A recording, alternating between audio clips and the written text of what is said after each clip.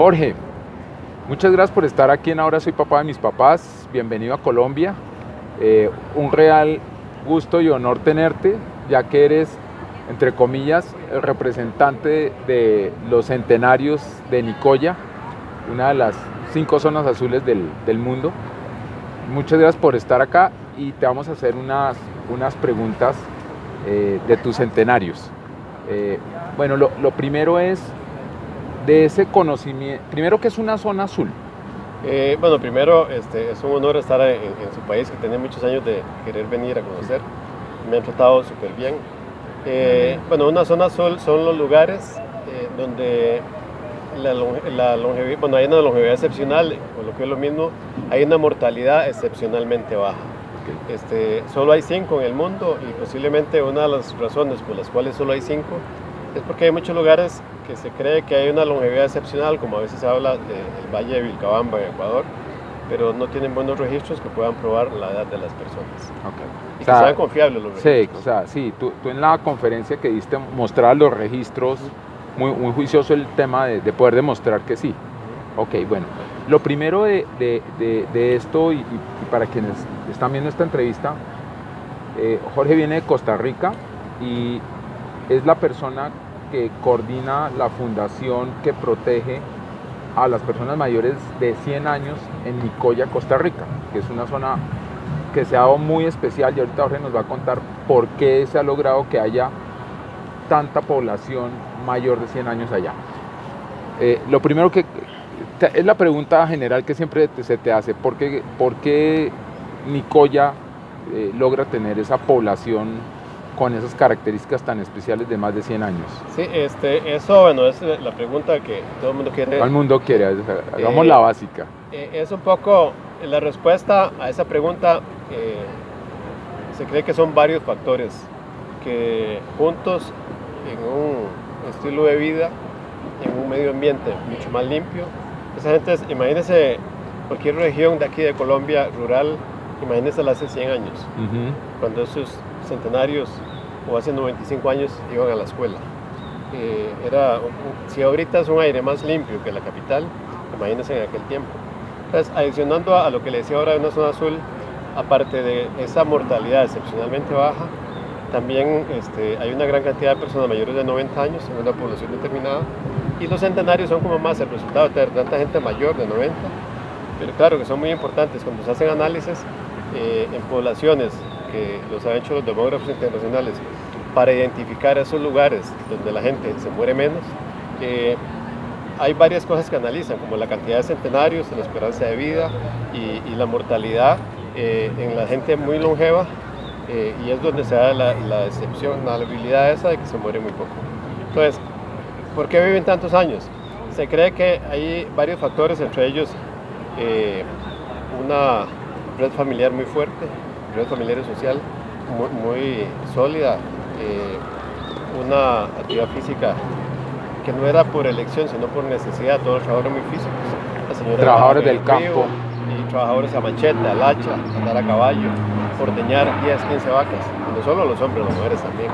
Las mujeres para mí son más cargas que los centenarios, porque ellas, aparte de parir hasta 23 hijos, que ha habido una señora que tuvo 23, embarazada 27 veces, tenía que levantarse a las 2 de la mañana a moler en una piedra para preparar tortillas para los hijos, el esposo, y a veces para peones, y lavar en el río. O sea, y aparte de eso, a veces ayudaban a cultivar, a y el río no estaba ahí, a ordeñar, sí, y no estaba cerca. Sí. Toda esa actividad física les ayudó, toda la alimentación, la actividad física, lo que es la parte de la espiritualidad, esa fue fuerte que ellos tienen, que les ayuda a sobrellevar cosas.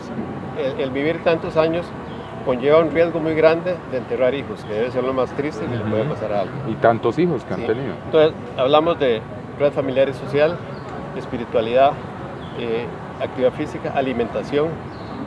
Casi todo lo que ellos se comían lo producían, era casi autosuficientes. En la península de Nicoya, en esa región, no se da el café, entonces eso lo compraban, harina de trigo tampoco, y casi que el resto lo producían ellos ahí. Inclusive las carnes, ¿no? Me contabas tú. Tenían cerdos en el cerco, tenían gallinas, tenían pollos, y había mucho animal salvaje, que era también una fuente de alimentación, porque los venados llegaban a las casas, comían ese cerdo salvaje que le llamamos ahíno o jabalí, y entonces había abundancia, y también los que vivían cerca de la costa tenían acceso a productos del mar, y en todos los ríos en aquel tiempo había mucha pesca, y había mucho camarón de río, entonces ellos decían que eran pobres, pero nunca les faltó comida. Entonces esa parte de ahí llevamos 4 factores muy muy importantes, y se cree que también esa vida tranquila, usted les pregunta por el estrés, dicen que eso lo inventaron las nuevas generaciones. Si tú dices que ellos no saben qué es estrés. Sí, tenían preocupaciones que lo asocian a eso, y esa vida tranquila les ayuda. Un centenario me decía un día, me vio preocupado, me dice, algo le pasa, y entonces me dice, le voy a dar un consejo. Si es un problema y no le encuentra la solución, apuestas. Mañana tal vez con la mente clara le encuentra la solución. Y si no tiene solución, ¿para qué preocuparse por eso? Entonces esa tranquilidad tal vez es la palabra más asociada a la felicidad. Y cuando hacemos la investigación de la felicidad, todos ellos son felices. Si usted les pregunta, y a veces usted ve dónde vive y dice que va a ser feliz, ¿no? ¿Qué lo hace feliz? La familia. Esa paz, esa tranquilidad, el estar ahí donde ellos han vivido toda la vida. Y se cree que la genética en un 15 o 20% puede ayudar. Pero si su abuela era centenaria y su papá, pero usted tiene una vida, un estilo de vida desordenado, esa herencia genética no funciona. Pierde. O sea, tiene que ir de la mano. Y también, por ahí, en esos 5 o 6 factores, podría estar tal vez la razón, pero todo eso en un medio ambiente más limpio. En Costa Rica, en nuestra zona azul, hace muchísimos años hizo un proyecto piloto con lo que es prevención en los servicios de salud, con visitas domiciliares, desparasitando, porque hay mucha mortalidad infantil por parásitos, y se empezó a vacunar y se bajó la mortalidad completamente. Entonces todo eso posiblemente a los centenarios cuando estaban niños les haya ayudado a tener una vida más, a que sea un factor adicional. Dentro de lo que se cree que es. Y hay algo muy importante que en Japón le llaman Ikigai, que es ese plan de vida o la razón que usted tiene para levantarse mañana. Sí. Yo una vez discutía con Dan y me decía que en Nicoya no se vale, y yo, Chepe Guevara siembra la milpa para comerse unas chorreadas. Tiene un objetivo para levantarse, le gusta hacerlo, y además de eso vive y lo disfruta. No le pagan dinero por eso, pero es su comida y lo disfruta. Ramiro Guadamos es un Ikigai diferente tal vez por una cultura diferente, pero por ejemplo, Venerando López el año pasado, yo llegué cuando estaban apilando el arroz, entonces estaba en granza todo, y tenía seleccionado 2 ramos. Yo nunca había visto la semilla del arroz cuando la guardan, ya amarrada en la sala, en una casa tipo tabanco donde en la parte de arriba se guardan los alimentos para todo el año, para la época en que no hay cosecha. Y le digo yo, y eso me decía la semilla para el 2023. O sea, Venerando se está proyectando 100 años en noviembre, claro. Y ya había preparado para que después de 100 años seguir cultivando. O sea, como dices tú, casi que un Ikigai a su manera, pero sí son personas que pese a los años se quieren mantener muy ocupadas, su mente está ocupada y tienen un motivo para levantarse todos los días. Sí, y hay algo que yo hoy no lo dije en la conferencia, cuando en una conferencia previa alguien mencionó algo que decía que no se quieren morir. Casi ningún centenario se quiere morir. Yo solo, en tal vez 400 veces que he entrevistado centenarios, he escuchado 2 o 3 personas que una señora repetía, pero ya estaba como un poco con problema demencial, y decía, ay, ya me voy para el cuarto, allá al cuarto, ay, ya me voy para la sala. Y eso lo repitió 70 veces mientras yo hacía la entrevista con un hijo, porque ella era la de la muestra, era con un próximo. Y esa señora se murió como hasta los 6 meses después. Pero son solo 3 o 4 casos que he visto en 400, en que la gente, yo le pregunto a doña Trinidad, que va a cumplir ahora el 8 de junio 107 años, y estuvo el sábado en la fiesta de Pachito, que cumplió 106, amigos hace 90 años. Sí, amigos hace 90 años. Pachito la quiso enamorar cuando tenía 17 años. ¿Y se acordaba? Claro que se acuerda. Y le digo, pero era guapo Pachito, me dice, sí era guapo, pero muy enamorado. Yo le cerré la puerta, le dije, Pachito, de amor nada, de amistad todo. Qué maravilla. Y fue cierto, porque tiene 90 años. Lo más lindo es que se acuerdan de todas las historias perfectamente. Pero a doña Trinidad, cuando yo hablaba con ella, le digo, doña Trinidad, y a usted le gustaría vivir muchos años, me dice, yo todos los días le pido a Dios que me dé muchos años más de vida. Qué belleza. Come bien, ya casi no camina, pero si usted la ve, se ve fuerte. Y ella le pide a Dios, Pachito, yo le pregunto, Pachito, ¿usted quiere morir? Y dice, no, esta vida es lindo vivirla. ¿Y qué lo hace feliz? la familia. Que Familia. vengan mis hijos a visitarme. Yo creo que la familia es el factor principal de todos. Y esas ganas de querer vivir, porque el que se quiere morir, se muere. Simplemente Toma se la deprime, decisión. no sé, Sí. digamos, se deprime Sí. y deja de comer y después se enferma y no se muere porque Por una cosa. o sea, se murió por una cuestión secundaria Sí. de lo mismo. Pero eso yo creo que tal vez entre alimentación, actividad física, la red familiar y social, la espiritualidad, la parte de cero estrés, esa vida tranquila, la parte un poquito de la genética que ayuda mucho y la parte de ese plan de vida. Y allá en la península de Nicoya, como le mencionaba, los servicios de salud que son muy específicos de esa zona azul. Y también en el agua hay un poquito más de calcio, que compensa la poca leche que toma la gente, porque ya el ganado es más de carne que de leche. Ajá. Entonces, y también el calcio que no toman en la leche se lo comen en el maíz. Cuando cocinan el maíz, se cocina con ceniza o cal, entonces La mezcla. queda fortificado. Sí. Pero por ahí más o menos debe venir la procesión de por qué vivir ¿De tantos por qué? años. Bueno, es al final, no es una fórmula mágica, pero sí es una sumatoria de factores. Okay.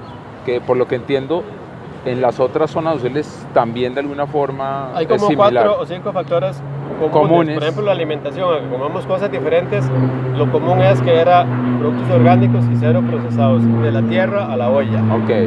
La No del actividad supermercado a la olla. no, casi todos esos productos Ni del procesados. paquete a la No. olla. Ellos producían, para hacer una sopa, arrancaban maíz, Claro. elotes. De hecho, todavía lo hacen, ¿no? Sí. Que muchos de ellos siembran su propia comida. Y los familiares lo siguen haciendo se ha ido perdiendo. Sí. Eso es peligroso. Entonces, esta parte de Común a todas las zonas azules. sí, Comida orgánica, sana. alimentación, actividad física, una gente muy espiritual, sin importar qué religión profesen, y la parte de esa vida tranquila. Eso tal vez sea como lo más común. Estoy resumiendo: actividad física, alimentación, la parte de la vida tranquila, Ujú. y también La familia. la familia. Sí, La esa familia. red familiar y social. Y social. No solo hay gente que no tuvo hijos, Pero tiene buenos pero amigos o tienen hijos de familiares. crianza que no los criaron, pero son amigos de toda la vida. Yo una vez le decía a Pachito, ¿por qué usted lo quieren tanto en los pueblos? Porque los dos pueblos vecinos y el pueblo donde vive. Me dio un consejo y me dice: hágase amigo de los niños que están en el kindergarten, Genial. para que cuando tenga 100 años tengan amigos de 70, 80 años. Qué sabio, buenísimo. Si tuvieras, te recomiendas muy puntual que recomendar a las familias modernas, no que vivan 100 años, son condiciones muy especiales, pero de esas características básicas que ellos tienen, que fueran reproducibles en nuestras familias modernas hoy, de ciudad, de cualquier país de Latinoamérica. Esto lo van a ver desde México, del norte de Estados Unidos, de Estados Unidos de Norteamérica hasta Argentina. A todas estas familias latinoamericanas, ¿qué les aconsejarías? ¿Qué crees que extrapolarías de las zonas azules a nuestras familias? Bueno, primero, algo que me gustaría primero es que respeten mucho a sus mayores. En la península ese respeto y ese amor, eso les da vida. Y revisar un poco el estilo de vida que están llevando. Pelear contra la modernidad es muy complicado. La modernidad posiblemente va a ganar, pero se puede aprender un poco de esos estilos de vida. Y en especial hay 2 puntos que es, hay que moverse más y hay que comer mejor. La gente, a veces en Estados Unidos, me cuenta un amigo que comprar cosas en el supermercado para preparar es más caro que ir a una comida, a esos restaurantes de comida rápida. Uh-huh. Y la gente se queja que no tiene tiempo. Hay que sacar tiempo. Para uno A veces mismo. la gente ya saca tiempo a los 60 cuando ya tiene todas las enfermedades crónicas y tiene obesidad. Ahí sí. Y hay que preocuparse mucho por las nuevas generaciones porque hay muchos problemas de enfermedades crónicas, mucha obesidad. ¿Por qué? Porque hay gente muy sedentaria. El mundo ahora es muy sedentario. Usted se levanta y sentado en una silla y casi no se mueven y comen mal. Entonces, principalmente hay que revisar el estilo de vida, tratar de moverse un poquito más, tratar de comer mejor y también revisar esa parte de la familia y los amigos. Eso ayuda mucho. Y sin importar a qué religión se profese, los centenarios dicen que cuando usted pide las cosas con fe, Dios se las va a dar. Y agradecimiento, ¿no? Sí. Ellos son muy agradecidos. Sí, Vean, Norberta le daba gracias a Dios todos los días por lo que Dios le daba. Imagínate. Y vivía en una casa que ustedes se hubieran puesto a llorar, porque cuando llovía se hacía un barrio al dentro. Pero ella todos los días, y no una vez al día, 4 veces, se sentaba ahí en un altarcito que tenía y rezaba. Yo casi nunca le entendía porque hablaba como si fuera garameo, así hablaba, Sí. y estaba hablando con Dios. Que fíjate Y pidiéndole por la familia y Claro. y por mí, por otra gente. Por la única, por lo que menos pedía era por ella. Ok. O sea, gente muy espiritual. Eso, pero el estilo de vida hay que revisarlo. Eso va muy acelerado ahora. La gente anda y todo el mundo así sentado con Todos pegados al celular andamos, sí. Jorge, una pregunta entre comillas para sí o no. ¿Es la vejez o el envejecimiento una enfermedad? No. Ok. Y con ese ejemplo menos, ¿no? Bueno, y agradeciéndote tu tiempo, todo lo que nos has enseñado, nos hemos conectado en el diplomado de Nueva Longevidad, gracias a Diego Bernardini, y he estado pues hablando mucho contigo, le hace a uno replantearse muchas cosas, pero quisiera saber algo de Jorge Vindas, es ¿cómo ves tu vejez o tu envejecimiento? O cuando seas mucho mayor. Sí, hace unos años, yo soy de campo, yo nací en la zona rural, yo me crié sin zapatos y mis hijos cuando estaban más pequeños me decían que el agua se veía de papá, se quedó un poco salvaje. Cuando nace mi nieto, yo vivía en una región cerca de San José, pero rural, y me decía, güey, tú vives como en la selva, porque había árboles como acá y ardillas, muchos animales, y un vecino tenía gallinas y conejos. Él le encantaba porque estaba pequeñito. Entonces llegaba y me decía, güey, le voy a dar las plantas, creo que tienen sed. Le cogía la manguera. Entonces, ese tiempo que estuve ahí, empecé a entender de que yo quería vivir en un lugar parecido, para siempre. Entonces compré una propiedad en Nicoya y empecé a sembrar y a sembrar. Y quiero tener un lugar donde haya mucha naturaleza. Le pido a Dios que me dé movilidad y tener mi mente.